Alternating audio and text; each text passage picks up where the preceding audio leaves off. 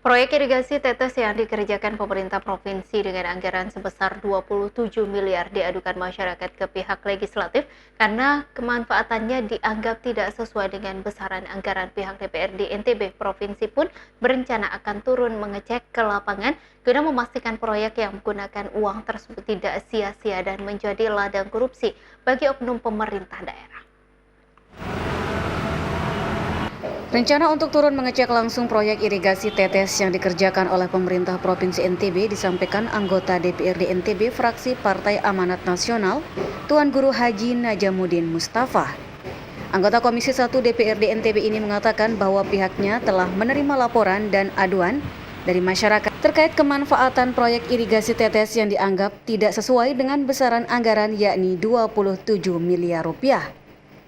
Pihaknya bersama komisi terkait yakni Komisi 2 akan turun mengecek ke lapangan untuk memastikan proyek yang menggunakan uang rakyat tersebut tidak sia-sia dan menjadi ladang korupsi bagi oknum pemerintah daerah.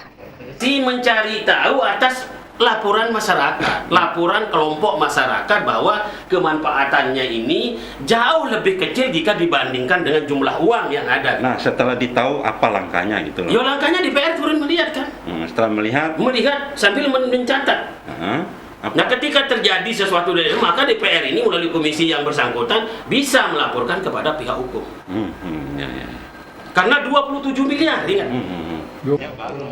Dijelaskan Tuan Guru Haji Najamuddin bahwa proyek irigasi tetes dikerjakan pemerintah Provinsi NTB di dua daerah, yakni di Kabupaten Lombok Utara dengan besaran anggaran 19 miliar rupiah dan di Kabupaten Sumbawa Barat dengan total anggaran sebesar 8 miliar rupiah. Sehingga untuk proyek irigasi tetes tersebut pemerintah NTB telah menggelontorkan anggaran sebesar 27 miliar rupiah. Sementara peruntukan proyek tersebut lanjutnya untuk mengatasi persoalan kekeringan di dua daerah tersebut dengan mengadopsi model yang pernah diterapkan oleh negara Afrika dan Israel. Untuk peruntukan proyek sendiri, Tuan Guru Haji Najam tidak sependapat dengan pemerintah NTB karena hampir seluruh wilayah di NTB merupakan daerah tada hujan, sehingga tidak perlu ada irigasi tetes seperti yang dilakukan di daerah kering dan tandus seperti di Afrika dan Israel. Beberapa daerah di NTB yang kerap mengalami kekeringan terutama di musim kemarau, pungkasnya hanya perlu dibangunkan sumur bor atau program lain sesuai dengan kebutuhan. Dedi Supiandi, Lombok TV, Mataram.